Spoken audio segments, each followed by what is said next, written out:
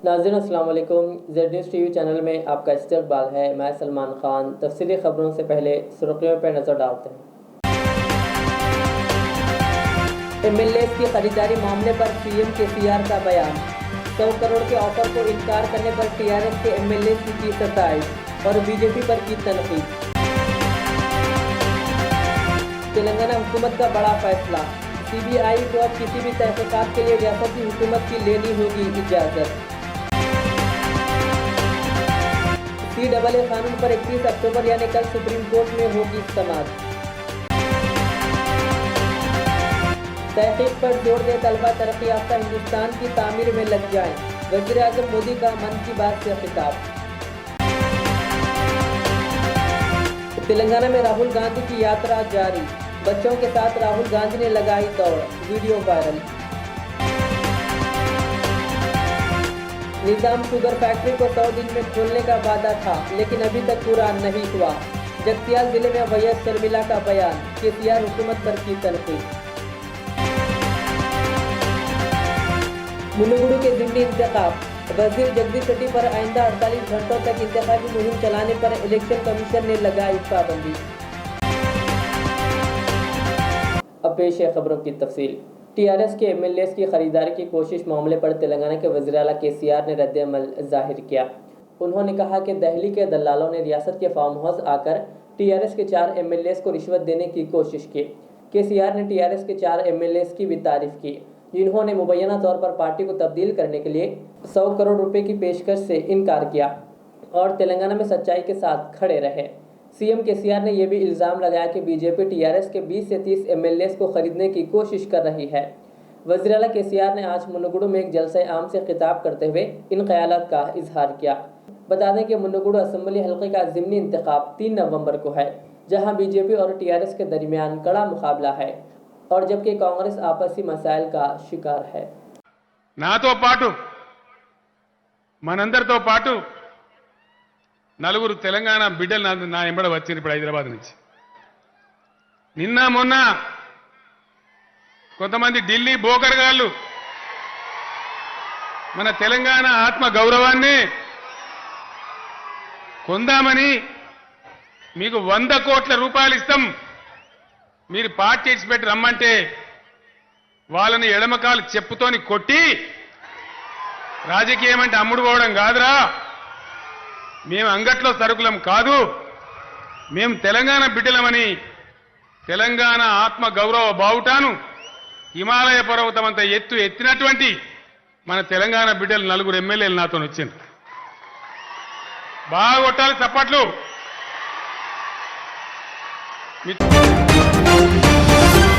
तेलंगाना हुकूमत की जानिब से एक अहम फैसला लिया गया। ज़राए के मुताबिक हुकूमत ने सीबीआई तहकीकात की इजाज़त से दस्तबरदारी इख्तियार कर ली।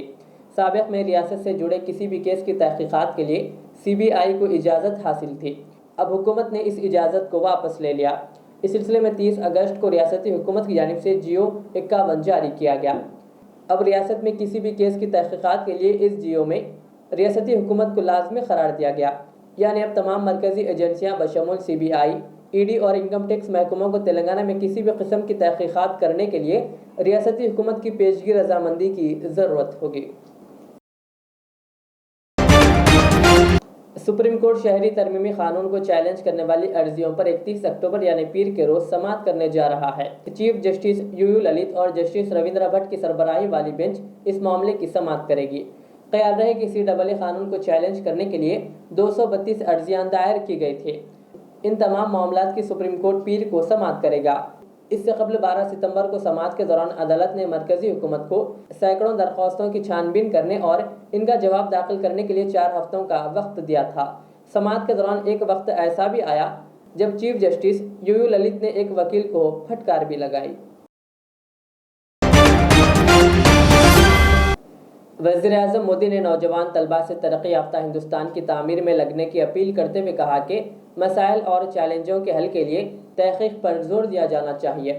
पीएम मोदी इतवार के रोज़ आकाशवाणी पर अपने माहाना प्रोग्राम मन की बात के 94वें एडिशन से खिताब करते हुए कहा कि तलबा की ताकत का दायरा लामहदूद है।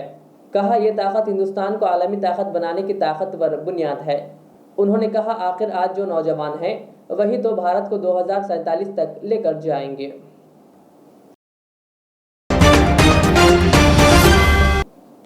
कांग्रेस कायद राहुल गांधी की भारत जोड़ो यात्रा तेलंगाना में कामयाबी के साथ जारी है, जिसमें आवाम का काफी जोश और खरोश देखा जा रहा है। महबूबनगर जिले में भारत जोड़ो यात्रा का आज 5वां दिन है। राहुल गांधी ने जड़चल्ला से यात्रा शुरू की। आज यात्रा के मौके पर राहुल गांधी ने छोटे बच्चों के साथ दौड़ लगाई।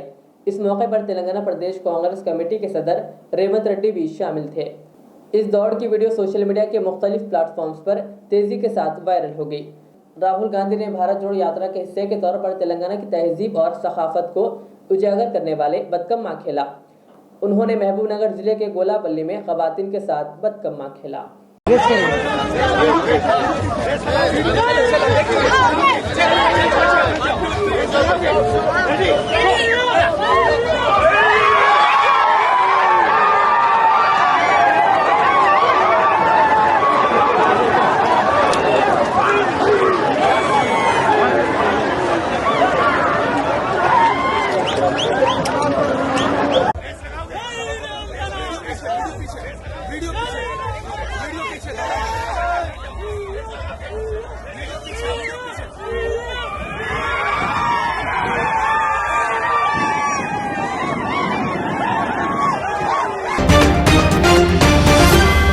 वाईएस शर्मिला की पदयात्रा जगतियाल के जिले कोरटला में दाखिल हो गई।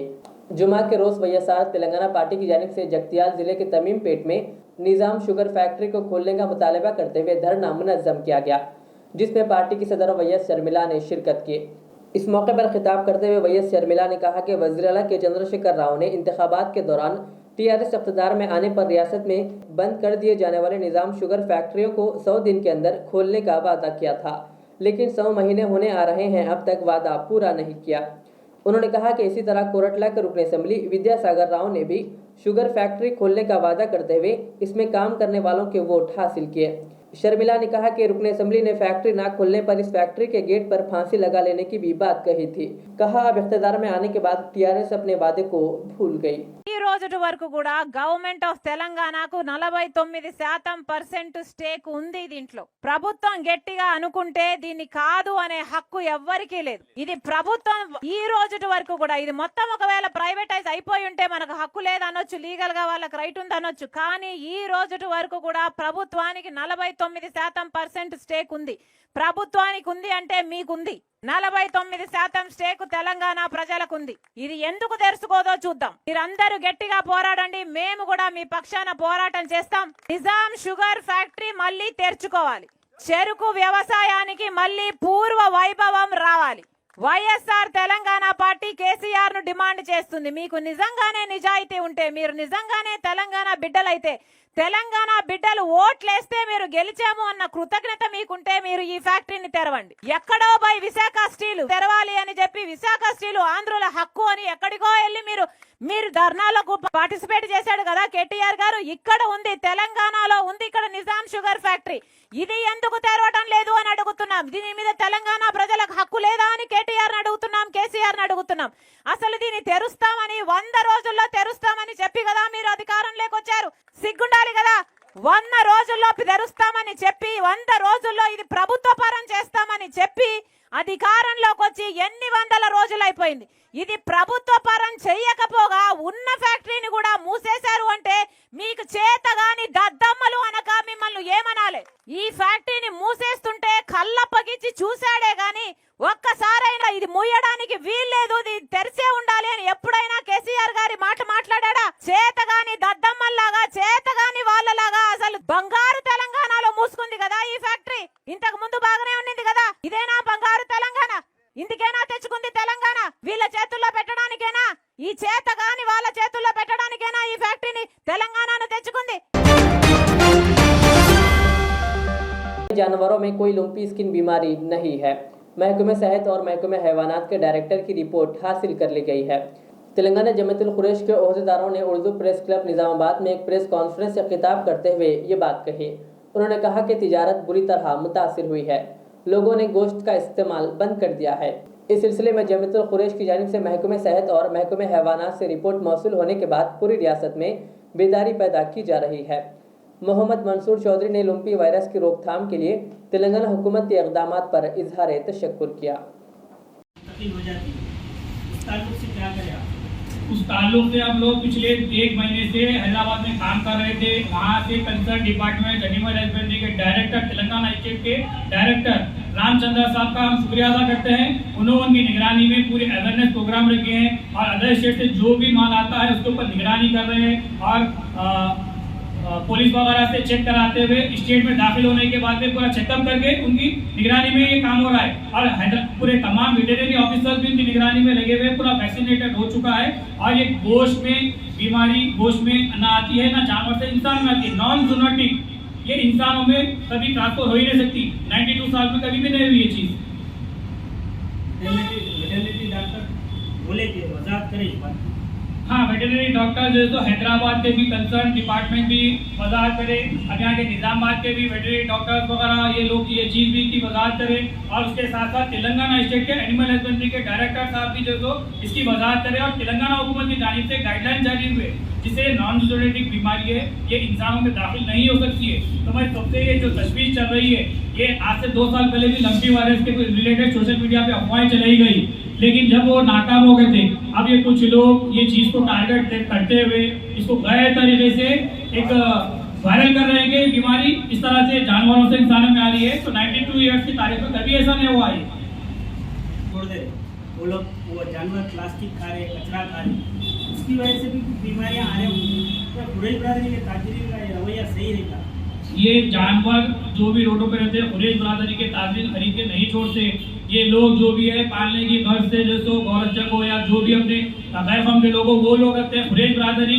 क्या पहले हम जैसो बैकवर्ड क्लास में आती है, क्या ये लोग अपने आप को जैसो रोज करके खाना है, लेकिन वो लोग क्या खरीद के जानवर पैसे के अंदर इतने ज्यादा थोड़ी है जो रोडों पे छोड़ देंगे। ये जो भी अगर रोडों पे जानवर फिर रहे हैं वो बीमारी अगर है तो वो उससे तो कुरैश बरादरी का कंसर्न नहीं है।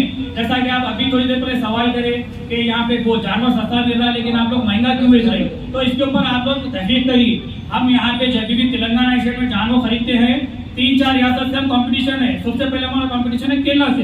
केरला में यहाँ से 2 गुना ज्यादा रेट है, तो उनके मुकाबले में हम जानवर खरीदते हैं तो हमको सस्ता मिलने का तो सवाल ही नहीं है। तब जब हम नॉमिनल खर्चे में लेके 15 घंटे 14 घंटे हमारा दुकानदार मेहनत करता है, जब जाएगा उसको नफा नुकसान होता है रात में पता चलता है। और 300-400-500 से ज्यादा नहीं कमाते कोई भी। आप लोग के दिमाग में गलत चीज रह गई है, हम ज्यादा कमा रहे हैं सस्ता खरीद के ज्यादा महंगा बेच रहे हैं, कोई नहीं है। केरला वाले और अदर स्टेट से हमारा कंपटीशन होता है जानवर खरीदने में। तो आवाम से क्या कहना चाहते हैं? मैं तमाम तेलंगाना की आवाम। मरकजी इलेक्शन कमीशन ने रियासती वजीर बरक़ी जगदीश रेड्डी पर आइंदा 48 घंटों तक असम्बली हल्के मुन्नुगुडू के ज़िमनी इंतखाब में मुहिम चलाने पर पाबंदी आयद करते हुए हुकूमत जमात TRS को एक बड़ा झटका दिया है। हफ्ते को शाम 7 बजे से पाबंदी के अहकाम पर अमलावरी का आगाज हो गया। इस ज़िमन में मरकजी इलेक्शन कमीशन ने अहकामात जारी कर दिए हैं। बीजेपी की जानिब से रियासती वजीर जगदीश रेड्डी पर इंतखाबी ज़ाब्ता अखलाक की खिलाफ वर्जी करने, राय दहिंदों को डराने धमकाने और TRS को वोट न देने पर सरकारी स्कीमात से महरूम कर देने का इंतबा देने का इल्ज़ाम आयद करते हुए वजीर के खिलाफ कार्रवाई करने की इलेक्शन कमीशन से शिकायत की गई, जिसका जायजा लेने के बाद मरकजी इलेक्शन कमीशन ने वजीर जगदीश रेड्डी को कल ही नोटिस जारी करते हुए आज 3 बजे तक इसकी वजाहत करने की हिदायत दी थी। जगदीश रेड्डी ने नलगुंडा में इंतखाबी अफसरान से मुलाकात करते हुए इन इल्ज़ामात की तरदीद की और अपनी तरफ से वजाहत दाखिल कर दी और अपोजिशन की जानिब से इनके खिलाफ झूठे इल्ज़ामात आयद करने का दावा किया। ताहम मरकजी इलेक्शन कमीशन वजीर की वजाहत से मुतमईन नहीं हुए और इन पर आइंदा 48 घंटों तक इंतखाबी मुहिम, जलसों, जुलूसों और प्रेस कॉन्फ्रेंस से खिताब करने पर इंतबाह आयद कर दिया।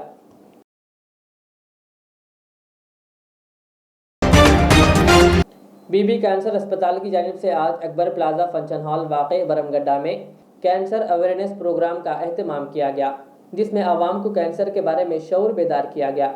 इस सिलसिले में डॉक्टर M.A. बेग ने हमारे नुमाइंदे शेख मोहम्मद से बातचीत करते हुए मज़ीद तफसीलात बताई। मैं डॉक्टर मिर्ज़ा अहमद बेग आप लोगों के सामने आया हूँ अभी इसलिए कि आज जो से कैंसर अवेयरनेस कैंप है। ये कैंसर अवेयरनेस कैंप का मतलब ये है कि जागृति फैलाना, यानी कि कैंसर किस तरीके से होता है। बहुत सारे वजह है इसके, जैसे एग्जांपल आज के ज़माने में नौजवानों में होंदो, बुज़ुर्ग में होंदो, लेडीज़ में होंदो, पान गुटखा, ठीक है, और जो है तंबाकू, स्मोकिंग, अल्कोहल, और एक नया निकला ये एक वाइटनर, ये इस्तेमाल में आ रहे हैं सब। यानी कि इनको जो से अपन एक जागृति फैलाना है, इनको एक अवेयरनेस देना है, इनको कैंप कराना है, तो इस चीज़ से कैसा बचा जाए और इसकी आदत से नहीं होना है। तो ये बीबी कैंसर हॉस्पिटल की जानिब से जो है आज ये कैंप जो है रुजू हुई है। ये फिर आप लोगों के पास पेशेंट्स आते हैं, हाँ, तो ज़्यादातर उस लोगों में किन चीज़ों से जो ना बीमारी फैलेगी जो आदेश रहते हैं? हाँ, बीमारी फैलती जैसा कि स्टेज 1 है, स्टेज 2 है, स्टेज 3, स्टेज 4 है। स्टेज 1 में, स्टेज 2 में जो है अपन जो है ना उनको कंट्रोल कर ले सकते हैं बीमारी को, यानी कि जैसा टेस्ट कुछ गड्ढा हो गया। हाईटेक इस्लामिक स्कूल वाक़ तलाबकट्टा हैदराबाद में साइंस एक्सपो का एहतमाम किया गया, जिसमें मेहमान खुसूसी की हैसियत से world human rights protection association secretary मौलाना अब्दुल हमीद रहमानी चिश्ती ने शिरकत की और बच्चों की हिम्मत अफजाई की, जहां तलबा व तालिबात ने काबतुल्लाह और मस्जिद नबवी के अलावा दीगर के मॉडल्स पेश किए और इसकी तफसील बयान की। तलबा व तालिबात की हिम्मत अफजाई और इनमें शऊर पैदा करने के मकसद के तहत इस साइंस एक्सपो का एहतमाम किया गया। इस एक्सपो को कामयाब बनाने पर स्कूल प्रिंसिपल ने तलबा के वालिदैन और टीचर्स का शुक्रिया अदा किया।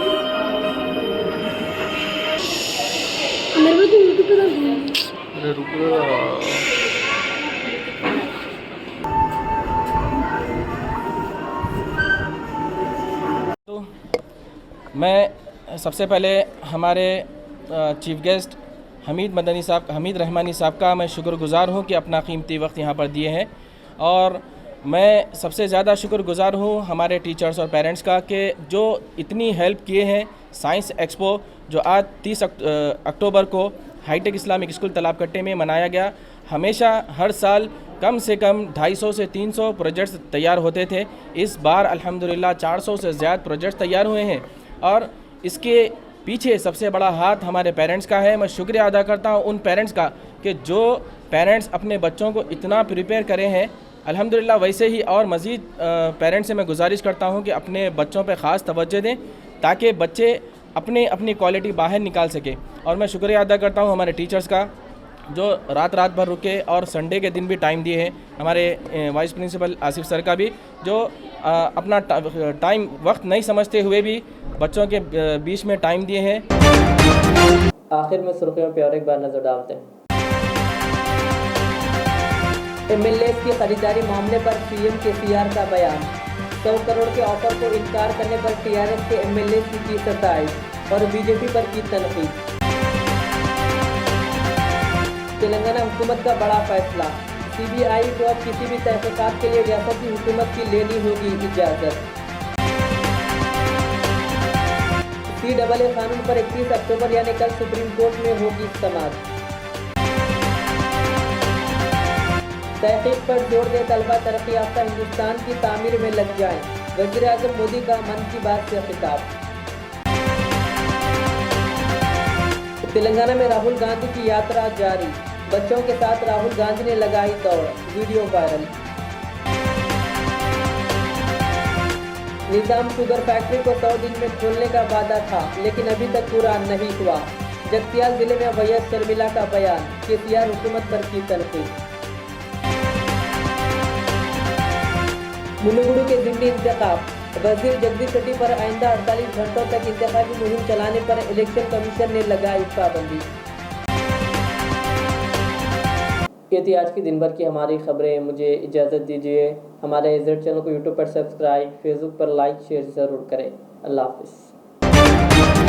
रियाज इस्लामिक स्कूल तालीमी मैदान में एक नया इनकलाब, इस्लामिक और मॉडर्न एजुकेशन की अजीम दरसगाह, 23 साल तजुर्बे के बाद तलबा और तालिबात के लिए रियाज इस्लामिक स्कूल पेश करता है हिफ्ज़ कुरान, नाज़िरा कुरान क़ायदे के अलावा नर्सरी ता 10वीं जमात तक की तालीम का बेहतरीन नज़्म। बच्चों के लिए हॉस्टल की सहूलत, मुस्तहिक़ तलबा के लिए खुसूसी रियायत, तलबा और तालिबात के लिए अलहदा क्लासेस के माकूल नज़्म, खुसूसी computer classes, hardware and software training, बच्चों में तहरीरी और तकरीरी सलाहियतों को उजागर करने के लिए हफ्तावारी प्रोग्राम, काबिल और मुशफ़िक़ असातिज़ा इकराम की निगरानी में बेहतरीन तालीम नज़्म।